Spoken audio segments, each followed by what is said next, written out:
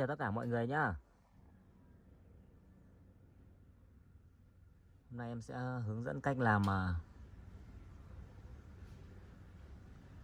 gói Anyaram nhá. Cách tưới nhá, cách dùng nhá. Đây là gói Anyaram. Em đã làm sẵn rồi. Gói Anyaram thì thành phần của nó là bằng 50% là nha đam nhé. Còn 30% nước mía, 20% nước lọc. Em đã trộn lẫn lại và ngâm nó trong vòng 1 tháng nhá. 1 tháng là chúng ta sẽ đem ra sử dụng được rồi.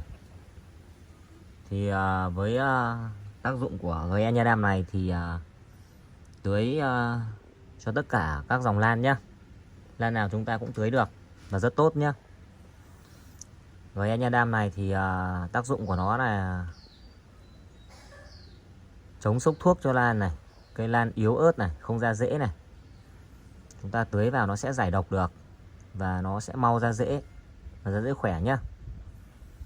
Thì với cái cách dùng của nó thì tùy chúng ta có nhiều thì chúng ta sẽ dùng nhiều, ít chúng ta sẽ dùng ít. Còn chúng ta sẽ pha tỷ lệ 1 lít rưỡi nước thì chúng ta sẽ pha ra 1/2 cái cốc này nhé. Với 1 lít nước. Bây giờ em sẽ đổ ra cái cốc này.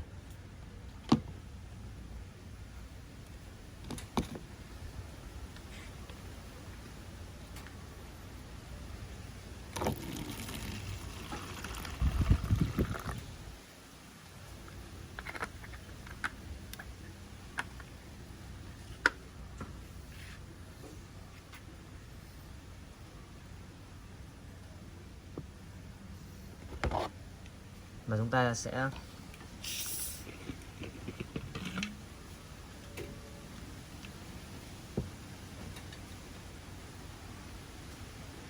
đổ nó vào đây.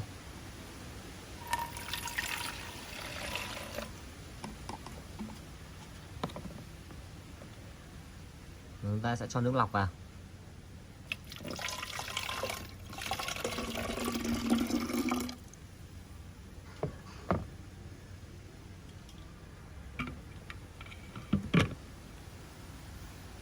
Và sau đó chúng ta khuấy đều lên nhá.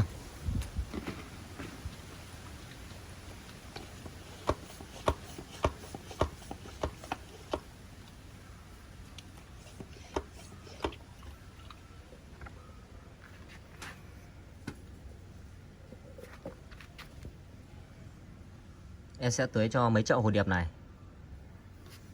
Thì mấy chậu hồ điệp này em cũng mới trồng thôi. Bây giờ rễ nó đang bắn ra rồi. Và em đã áp dụng được 1 tuần rồi nhá. Sau khi trồng.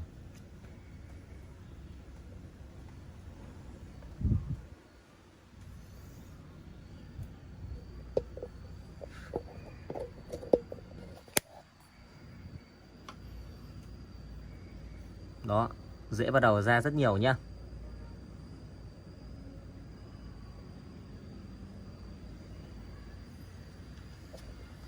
Và sau khi chúng ta đã pha ra tỷ lệ như vậy thì chúng ta sẽ phun trực tiếp vào nhé.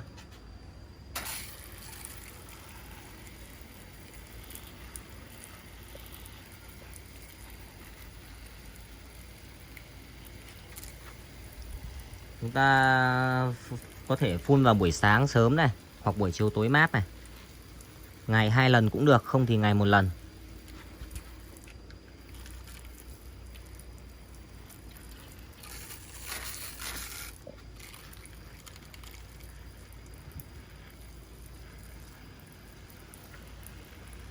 Phun được tất cả các loài lan nhá mọi người nhá.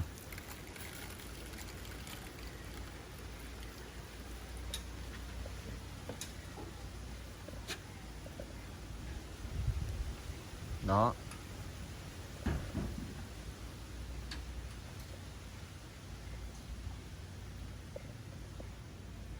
Thì chúng ta sẽ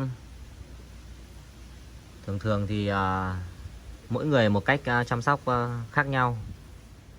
Người thì chăm về chế độ phân thuốc, bón phân cho nó.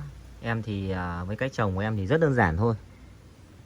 Trồng bằng 100% tàn vỏ thông nhé. Trong các vườn lan của em nhé, bằng vỏ thông hết. Đó.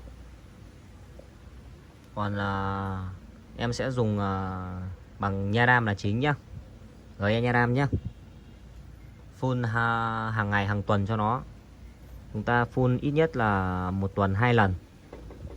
Đấy. Cây lan vẫn phát triển. Lá xanh, dày, khỏe và dễ ra phát triển nhá. Không phải cầu kỳ nhiều phân thuốc làm gì. Nhiều bác dùng phân thuốc nhiều quá và không biết cách dùng nó, hết loại nọ loại kia thì nó dẫn sẽ đến sốc thuốc nhé, khiến cây thui rễ và không phát triển được, mà dẫn nguy cơ là chết cây nhé. Đó, nói chung là trong các cây lan này thì chúng ta không cần phải cầu kỳ quá đâu, miễn là trồng sao là vỏ thông chậu là sạch sẽ và thông thoáng nhá, là ok nhất nhá. Và chúng ta có một cái khu vườn nào thoáng mát, đủ nắng nhá. Đó, là cây lan của các nhà các bạn sẽ ok và sẽ phát triển nhá.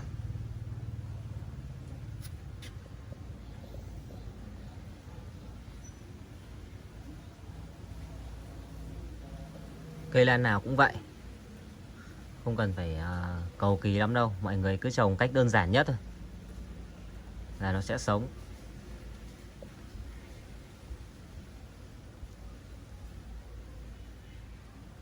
Mọi người vào xem thì cho em xin một nút like và một nút đăng ký kênh để ủng hộ kênh nhé.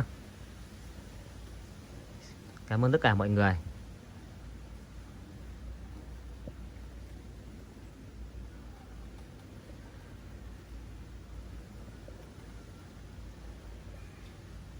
Video đến đây là hết nhá. Em xin chào tất cả mọi người nhé.